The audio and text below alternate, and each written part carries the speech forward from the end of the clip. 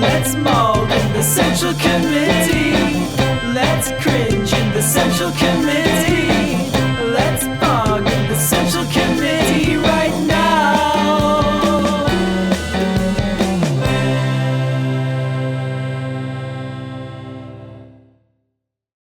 You're calling from a 610 area code. Who are you? Where are you calling from?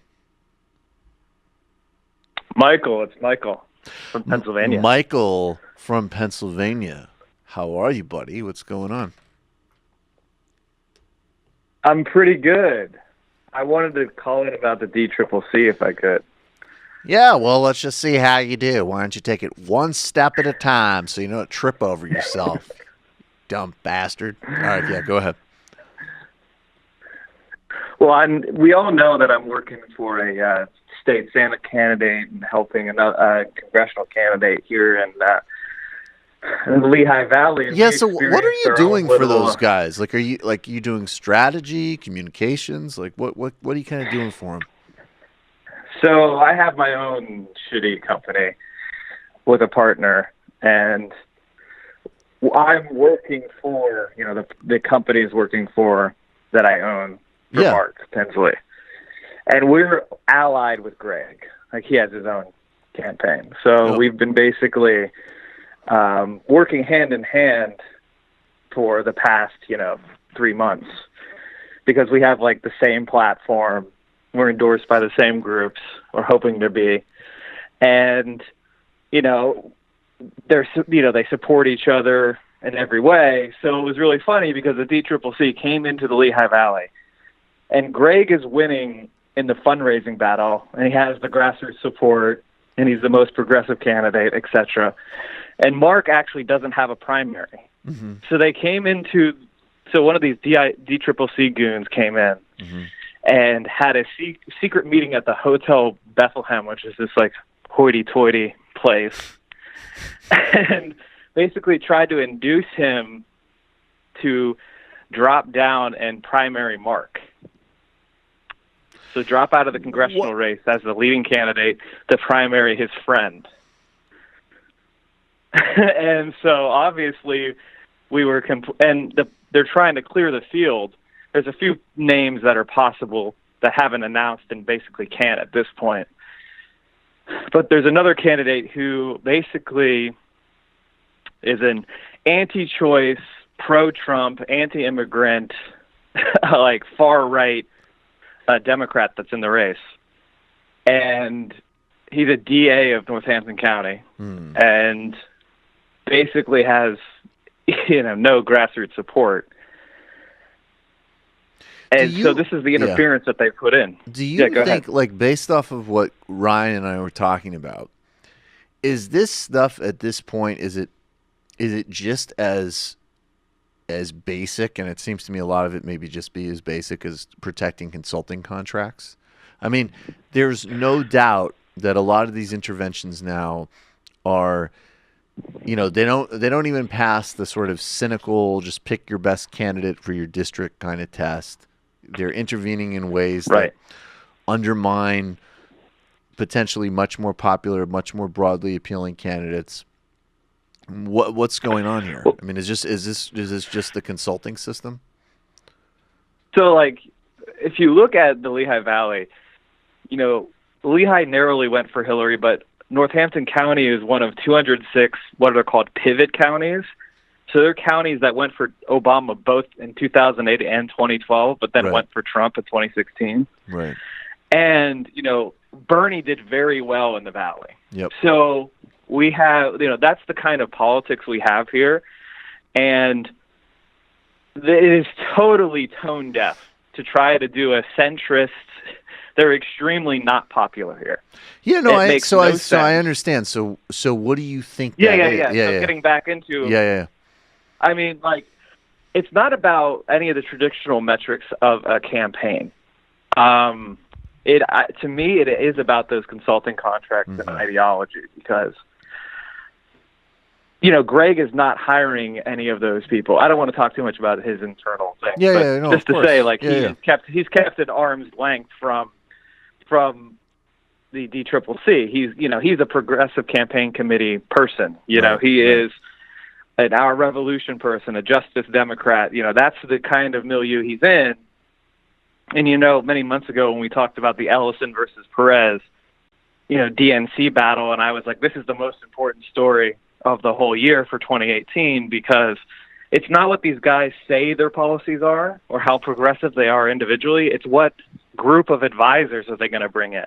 Right. And Perez and the DNC under his watch has brought in the Clinton-Obama people, the people that got us into this mess in the first place. Yeah, and the DCCC is being headed by Hillary Clinton's data director. Right. And the people who, as I always say, like the only time that the Democrats have won basically in the modern era, starting in, say, from 1992 onwards, right? So when people like us were kids, they only win in two scenarios, when they have either Bill Clinton or Barack Obama, who are two of the most charismatic and engaging politicians, separate from any ideology or policy, but just distinctly charismatic candidates, run presidential elections and build the right demographic coalition, usually built basically just on the power of their personalities to win. Or, as in 2006, when Republicans are so utterly disastrous that they can win by default. And all of these people, and you see it, in the Greenberg research that Ryan and I were going over, that's what they're used to. They're used to... Can I talk about Greenberg for a second? Yeah, sure. Go ahead. Like, that polling company is considered to be trash. I think they only get 48% of races right, so they're like literally worse than a coin flip.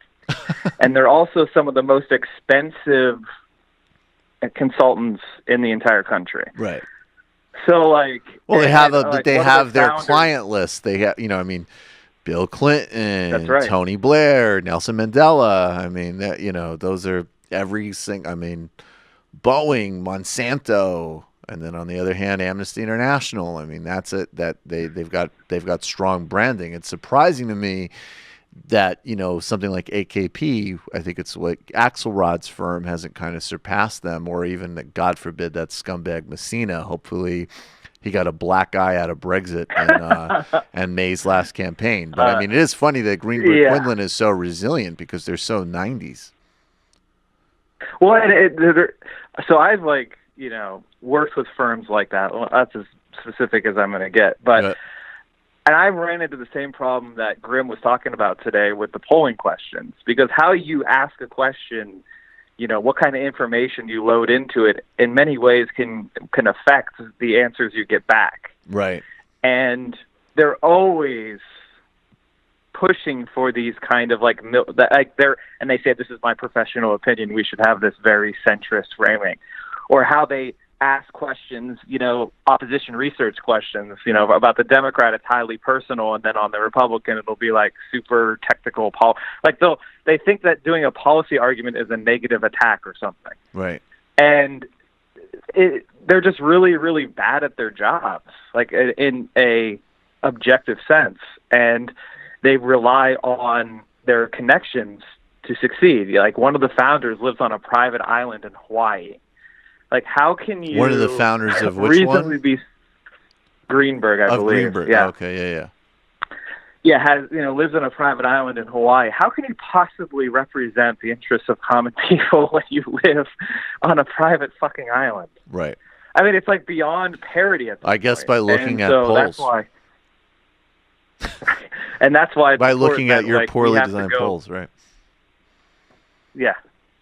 That's why we have to support people like Mark Pinsley and Greg Edwards ourselves, because we can't rely on these organizations that in the past, prior to the Clintons, were reliable sources of information and expertise.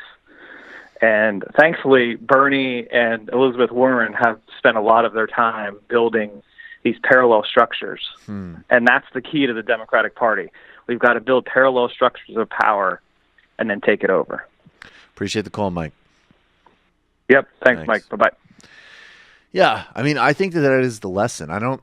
I understand, though, it's so hard in these conversations because you have this sort of like dem exit people and all of the Green Party fantasies. I say a million times, I have no problem. I think, especially in a place like New York City, it's very profitable to look into, can the DSA stand on its own as a separate party? Can we have a party to the left of machine real estate lobby dominated Democrats that it really represents left politics? I think that can make sense on a state level. It still just doesn't make sense on a national level. But, you can't sugarcoat how utterly corrupted and dysfunctional the Democratic Party is either. And even also some of the lag time between the recognition, a guy like Stan Greenberg would be somebody that you could point to and say, hey, there's a totally mainstream Democratic Party figure who at least understands on some level the need for a bit of populist politics. But then his firm is still producing that garbage research that undermines Medicare for All, which is foundational. I mean, Medicare for All is absolutely non-negotiable in terms of any kind of forward momentum for any kind of actual, serious, people-oriented politics. And I think we can, absolutely present that realistic and intelligent perspective, but it's going to take, it's not going to be the Mick resistance MSNBC Russia thing, and it's not going to be the whole endless meltdowns about the Democrats. We have to deal with all of it at the same time. We do politics here every morning starting at 10 a.m. 10 a.m. Eastern, 7 a.m. Pacific. You can watch us here on Twitch. We're the morning guy, the morning politics guy, Politics Frogs, in every single day, same time, 10 a.m., day in, day out. And we carry you through your morning and early afternoon politics needs. And if you need more, Mike from PA, we have a YouTube channel. We talked about suburbs, the My Pillow guy, Ted Cruz. We talked about DSA. Amazing. Making fun of Tim Pool. Amazing. Look at all of these amazing videos. Get in there, watch them. We have me on Twitter. You got to follow me on Twitter, chat. I'm at 20,614 subs. That means I got like 40 followers on Twitter in the last day. You can do better than that. You can do better than that. Go follow us on Twitter. And of course, join the Discord, where we have an incredible community of left-wing streamers. We have left-wing community. We talk about the stream. We talk about politics. There's gaming content. It's a really awesome, supportive place. Direct action, mutual aid, and you can just let off some steam. And also, you can help produce the show. One of the things I do is I look at the links that are put into the news content suggestions chat room on the Discord. Join the Discord, come hang out, and maybe what you want me to talk about will be part of the next show.